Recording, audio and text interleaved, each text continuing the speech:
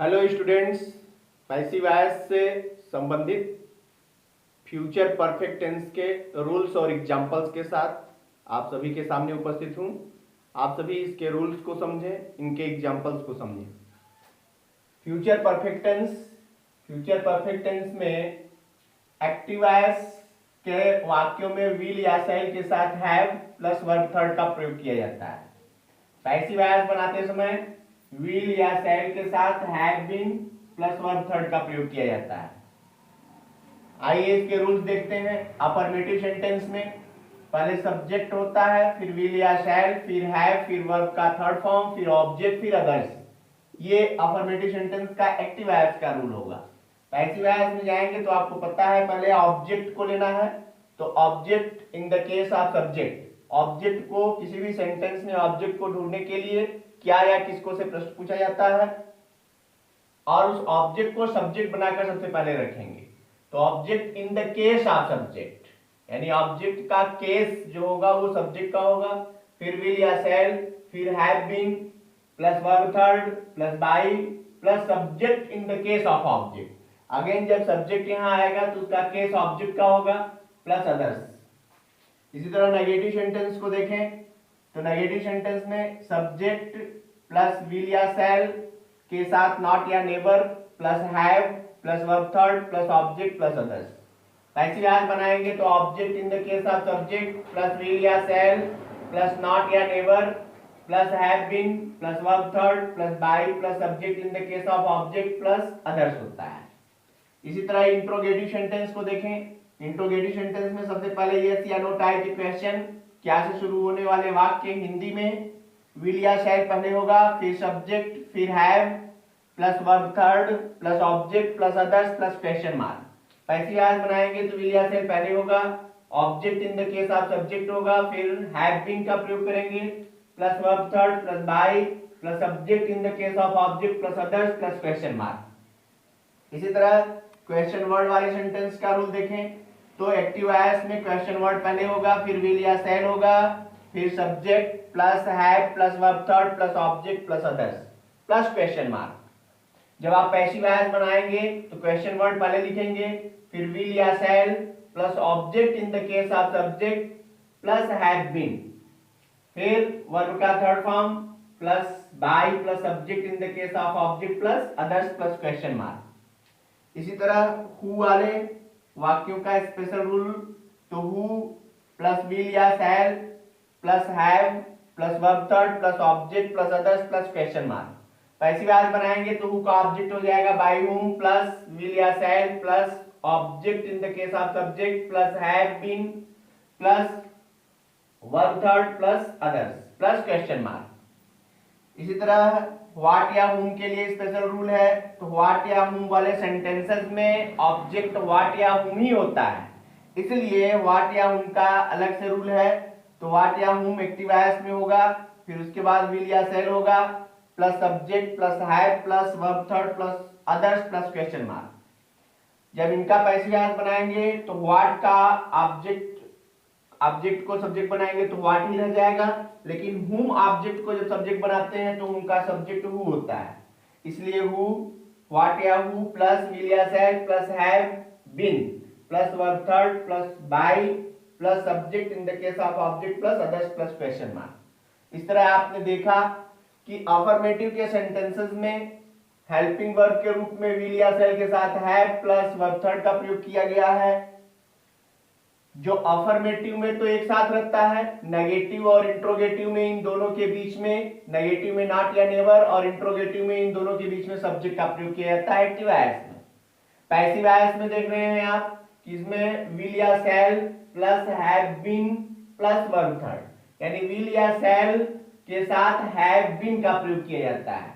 इसमें भी आप ध्यान देंगे तो विल या शैल और हैव बीन अफर्मेटिव सेंटेंस में तो एक साथ है, लेकिन नेगेटिव में नॉट या नेवर का प्रयोग हैव बीन के विल या शैल और हैव बीन के बीच में। ये हैव और बीन जो है यहाँ आप समझ लें कि हैव और बीन दोनों सजाती हैं, यानी ये प्राइमरी ऑक्सिलरीज हैं और विल या शैल जो है वो मॉडल ऑक्सिलरीज है।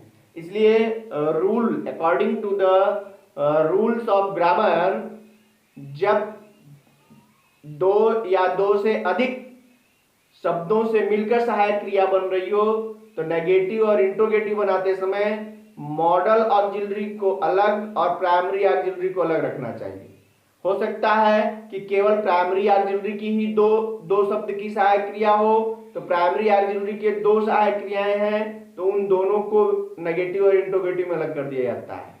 लेकिन यदि दो प्राइमरी ऑक्सिलरी हो और एक मॉडल हो तो नेगेटिव और इंट्रोगेटिव में मॉडल और प्राइमरी को अलग किया जाता है, यानी मॉडल एक तरफ और प्राइमरी एक तरफ। जैसा कि आप यहां देख रहे हैं कि हैव बीन ये दोनों प्राइमरी ऑक्सिलरीज हैं, तो हैव बीन और विल या शैल मॉडल ऑक्सिलरी है, तो मॉडल ऑक्सिलरी और प्राइमरी ऑक्सिलरी को अलग करते हैं नेगेटिव में। जैसे यहां देख रहे हैं नॉट या नेवर के बाद हैव बीन, क्योंकि ये दोनों प्राइमरी ऑक्सिलरी के जो है वर्ब हैं और ये मॉडल उसके हैं, तो मॉडल्स अलग और प्राइमरी अलग। ये सपोज किसी सेंटेंस में आपने देखा होगा केवल हैव बीन ही है तो हैव और बीन को अलग कर दिया जाता है।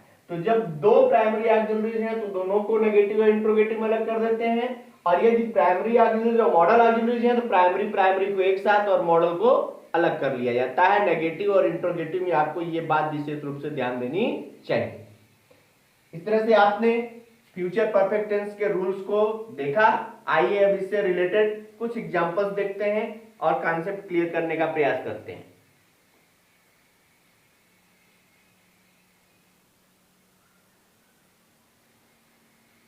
अफर्मेटिव सेंटेंस में जब भी आप पैसिव वॉइस बनाएं तो ये ध्यान दें कि अफर्मेटिव के विल या शैल के साथ यदि हैव लगा है तो टू बी की क्रिया पैसिव वॉइस में बीन लगेगी, और केवल विल लगा है जैसे फ्यूचर इंडेफिनिट टेंस में आपने देखा था कि केवल विल या शैल का प्रयोग किया गया है तो उसके साथ केवल बी का प्रयोग किया जाता है।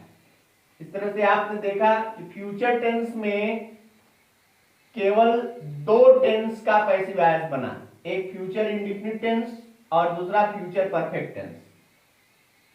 फ्यूचर कंटीन्यूअस टेंस और फ्यूचर परफेक्ट कंटीन्यूअस टेंस इन दोनों का पैसिव वॉइस नहीं बनता।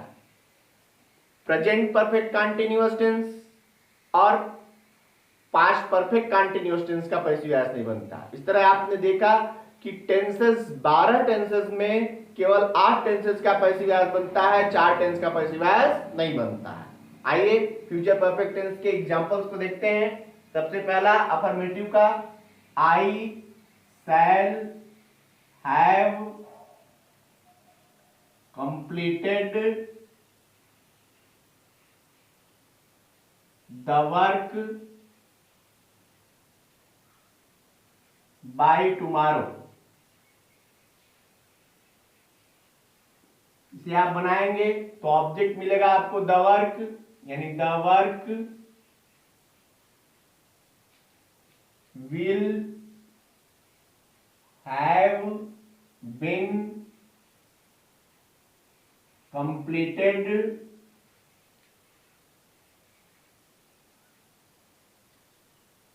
बाय, आई का ऑब्जेक्ट होगा मी, बाय टुमारो। इसी तरह नेगेटिव सेंटेंस का एग्जांपल लेते हैं। The servant will not have bought the vegetables.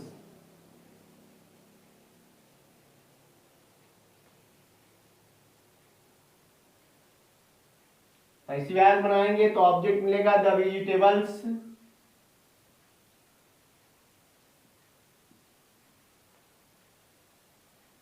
Will not, not या नेवर, फिर have been, will not have been bought by the servant।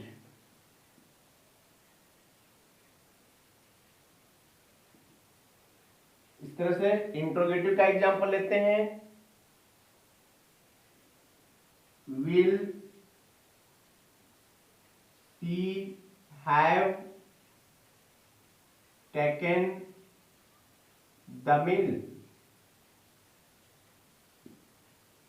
क्या वो अपना भोजन ले चुकी है, खा चुकी है, चुकी होगी। तो पैसिव वॉइस लेंगे तो ऑब्जेक्ट हो गया द मिल, यानी हो जाएगा will the meal have been taken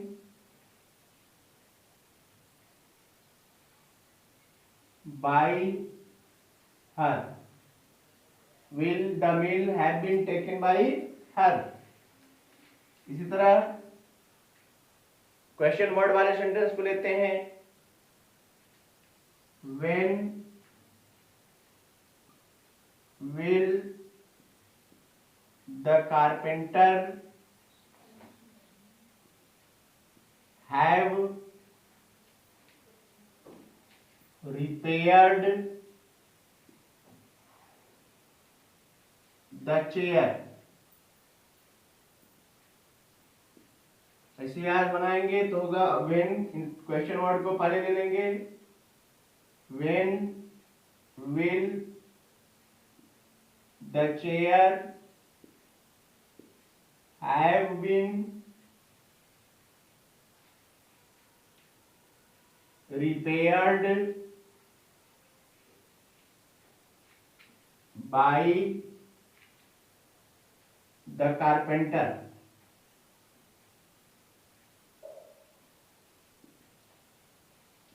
इसी तरह आप हु का एग्जाम्पल लें। हु विल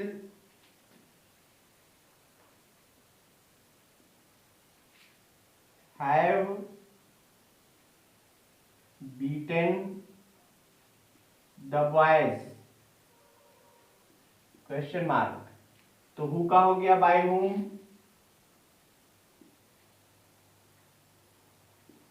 विल ऑब्जेक्ट यहां पर मिला आपको the boys, will the boys have been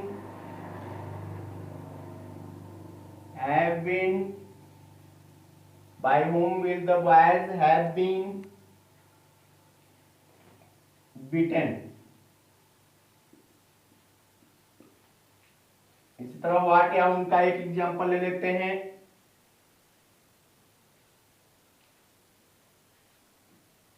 whom will they have given the book। whom object होता है ऐसे सेंटेंसेस में, whom को ऑब्जेक्ट के रूप में ले लेंगे तो whom का ऑब्जेक्ट सब्जेक्ट बनाएंगे तो हो जाएगा who will have been given,